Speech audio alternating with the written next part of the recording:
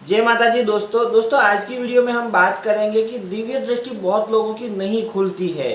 बहुत सारे ऐसे कमेंट भी आते हैं, बहुत सारे ऐसे सवाल है लोगों के मन में कि हम रेगुलर जाप भी करते हैं, ध्यान भी करते हैं, त्राटक भी करते हैं, लेकिन फिर भी हमारी दिव्य दृष्टि नहीं खुल रही है। बहुत सारे लोग 2-2 साल से 3-3 साल से मंत्रों का जाप करते हैं, साधनाएं करते हैं, मेडिटेशन करते हैं और बहुत सारी प्रक्रियाएं जो YouTube के माध्यम से देख के वो लोग करते हैं, उनकी दिव्य दृष्टि अभी भी नहीं खुली है। तो दोस्तों आज की वीडियो में हम बात करेंगे कि आखिर आप कहाँ पे अटक रहे हैं और क्या समस्या आपके पास जो समस्या है वो आपको आ रही है, जिसके कारण आपकी दिव्य दृष्टि नहीं खुलेगी। उस समस्या के बारे में हम बात करेंगे और आपको आगे का रास्ता बताएंगे कि आपकी जो दिव्य दृष्टि है वो खुल जाए।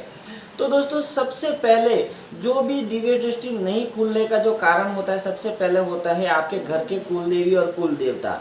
दोस्तों अगर आप मंत्रों का जाप करते हैं, ध्यान करते हैं, मेडिटेशन करते हैं, अगर आपके कुल देवी और कुल देवता का स्थान अगर बरोबर नहीं है, आपके घर के अंदर कुल देवी और कुल देवता बैठे हुए नहीं हैं, आप ऐसे ही उनको सिर्फ अगरबत्ती दीपक करते हैं और घर के अंदर परेशानी ऐसी रहती है, जितनी ज़्यादा पूजा पाठ करते हैं उतना ज़्यादा समस्या आपके घर पे बनी रहती है। जैसे पैसों की तंगी होती है, बहुत लोगों के बीमारियां हो जाती है, जो भी पैसा आप कमाते हैं वो बीमारी में चला जाता है, घर के अंदर क्लेश होता है, ऐसी बहुत सारी जो समस्याएं होती है। आप घर के अंदर पूजा पाठ करते तो है, लेकिन फिर भी वो सारी समस्याएं जो वो बढ़ती ही रहती है।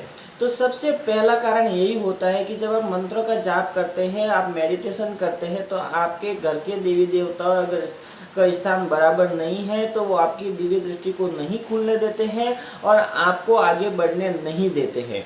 तो सबसे पहले आपको क्या करना है, अगर ये बाधा आ रही है तो आपको किसी अच्छे भगत के पास जाना है और अच्छे भगत के पास जाके आपको अपने घर के अंदर कुल देवी और कुल देवता को स्थान देना है। यानी कि घर के अंदर आपको उनकी जो ज्योति लगानी है, अपने देवी देवताओं को घर के अंदर बिठाना है और उसके बाद आप रेगुलर उनकी पूजा पाठ कर सकते हैं। और उसके बाद आप अपने इष्ट को ध्यान में रखते हुए, इष्ट का ध्यान करते हुए आप मंत्रों का जाप करेंगे तो आपके कुल देवी और कुल देवता आपका साथ देंगे और ऐसे में उनकी कृपा भी आपके ऊपर होने लगती है और वो आपको सही मार्गदर्शन देते हैं और सही रास्ता आपको बताते हैं। तो सबसे पहला प्रॉब्लम तो कुल देवी और कुल देवता का ही होता है, जिसके कारण आपकी दिव्य दृष्टि नहीं खुल पाती है। दूसरा कारण ये होता है कि क्या होता है, आपके ऊपर या आपके परिवार के ऊपर या फिर आपके घर के अंदर किसी भी ऐसे इंसान ने आपके ऊपर तंत्र क्रिया की हुई होती है और वो तंत्र क्रिया इतनी हैवी होती है कि जो आप मंत्रों का जाप करते हैं उस मंत्र जाप से कुछ भी फर्क नहीं पड़ता है और ना ही वो जो तंत्र मंत्र आपके ऊपर किया होता है, जो क्रियाएं आपके ऊपर की होती है, वो हरगिज नहीं चाहती है कि आपकी दिव्य दृष्टि खुले, आपको सब पता चले कि उनके घर पे क्या प्रॉब्लम है क्या नहीं है। ऐसे में वो भी रोक लगाती है। तो ऐसी स्थिति में भी आपको किसी भगत के पास जाना है, अपने घर के बारे में पता लगाना है, पूछताछ करनी है कि क्या नेगेटिविटी आपके घर पे है, क्या किसी ने कराया है, किसी ने तंत्र मंत्र किया हुआ है। तो ऐसी स्थिति में आप वो भी इलाज पूरी तरह से करवाए, ये भी बहुत बड़ा रोक है आपकी दिव्य दृष्टि खुलने में और आपकी दिव्य दृष्टि को रोक के रखते हैं। और जितने भी आप मंत्रों का जाप करते हैं वो आपके अंदर बैठे हुए जो भी तंत्र मंत्र की क्रिया किए हुए होते हैं, वो नेगेटिविटी होती है, वो आपकी सारी ऊर्जा को खत्म कर देती है, यानी कि आगे बढ़ने नहीं देती है।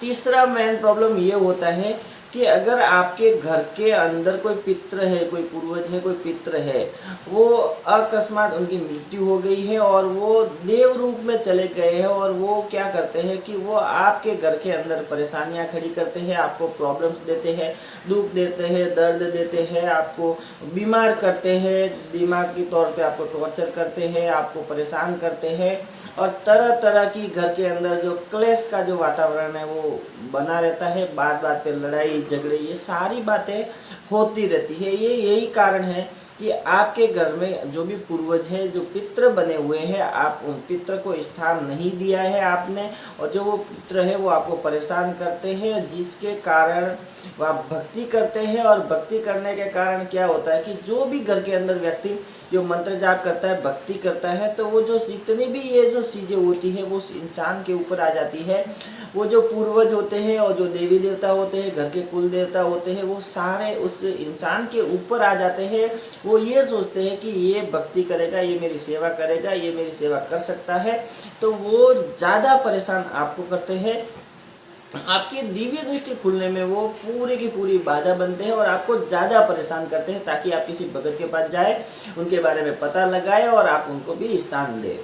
तो उनको पूर्वज को स्थान देना भी बहुत ज़रूरी है, उनका भी पूजा पूजन करना बहुत ज़रूरी है। अगर आप ऐसा नहीं करते हैं तो आपके घर में हमेशा क्लेश बना रहेगा, आपके घर में आर्थिक तंगी हमेशा बनी रहेगी, और आपकी जो आपस में जो लड़ाइयाँ होती है, एक दूसरे के प्रति वैर भाव हो जाता है, परिवार में आपका जो है मान सम्मान घटने लगता है। तो ये सारी स्थिति है इसी के कारण होती है।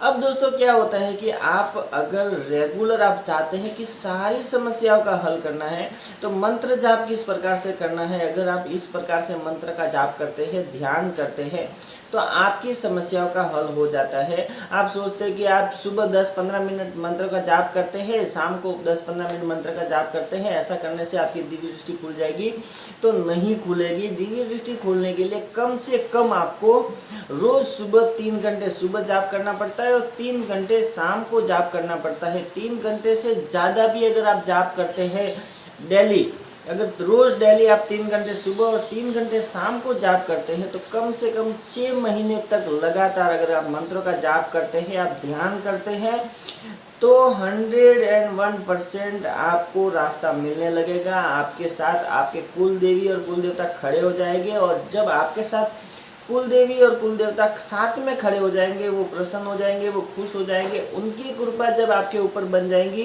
तो जितने भी नेगेटिविटी है, जितने भी किया कराया तंत्र मंत्र है, वो सारा अपने आप ही नष्ट होने लगेगा। जो पूर्वजों की प्रॉब्लम है वो भी खत्म होने लगेगी। पूर्वज से पहले कुल देवता आते हैं, कुल देवी आती है। जब तक कुल देवता और कुल देवी स्थान पर नहीं है, तब तक पूर्वज को भी आप नहीं पूछ सकते, उनको भी स्थान सही से नहीं मिलता है। तो पूर्वजों से पहले आपको कुल देवी की स्थापना करनी पड़ती है, और कुल देवी की स्थापना करने के बाद कुल देवी और कुल देवताओं के वचनों से जो पूर्वज है उनकी भी स्थापना होती है। और ऐसे में जब आपके घर के सारे देवी देवता जो बाहर भटक रहे हैं, जिनका अभी तक न्याय नहीं, आप उनको पूछते नहीं हैं, उनके दीपक अगरबत्ती नहीं करते हैं, सही स्थान पे नहीं है, वो जब तक सही स्थान पे नहीं आ जाते हैं, तब तक बहुत सारी समस्याएं बनी रहती है, बहुत सारे प्रॉब्लम्स भी बने रहते हैं। ऐसे में हम बहुत जगह पे भटकते हैं, वहाँ पे जाते तो अलग कहते हैं, कहाँ पे जाते तो अलग कहते हैं, यानी कि हर जगह जब आप जाते हैं तो आपका अलग अलग बातें ही बताई जाती है। इसके लिए मैं आपको कहता हूँ कि एक अच्छा सा भगत को आप देखना है, अच्छे से भगत के पास जाना है, समझना है आपको, फिर वही रास्ता आपको रेगुलर पकड़ के रखना है। और आप अपने रेगुलर रास्ता जब पकड़ते हैं तो आपकी समस्या का समाधान जो है धीरे धीरे होने लगता है, यानी कि एक के बाद आपकी सारी समस्या का समाधान होने लगता है। ऐसे में आपकी घर की परिस्थितियां भी सुधरने लगती है, घर के अंदर इनकम आने लगती है, पैसा भी आने लगता है, लड़ाई झगड़े कम होने लगते हैं और धीरे धीरे आपका समाधान हो जाता है। तो बस दोस्तों आज के लिए इतना ही। वीडियो अच्छी लगे तो लाइक करें, शेयर करें अपने दोस्तों के साथ। अगर आप मेरे चैनल पे नए हैं तो चैनल को सब्सक्राइब करके रखें, ताकि ऐसी ही नॉलेज आपको मिलती रहे। अगर आपके मन में किसी भी प्रकार का कोई भी सवाल है, आप चाहते हैं, तो इस वीडियो के नीचे कमेंट करें। मैं कोशिश करूंगा कि उसी कमेंट के आधार पर मैं नेक्स्ट वीडियो बनाने की कोशिश करूंगा। आपके जितने भी सवाल रहेंगे उन सभी सवालों के जवाब देने की मैं कोशिश करूंगा। और धीरे धीरे दोस्तों आपके सभी सवालों के जब जवाब मिलने लगेंगे तो आपका जो रास्ता है वो क्लियर हो जाएगा, आसान हो जाएगा। फिर आप भक्ति के मार्ग पर आसानी से चल सकते हैं। तो जय माता जी, जय भैरव जी।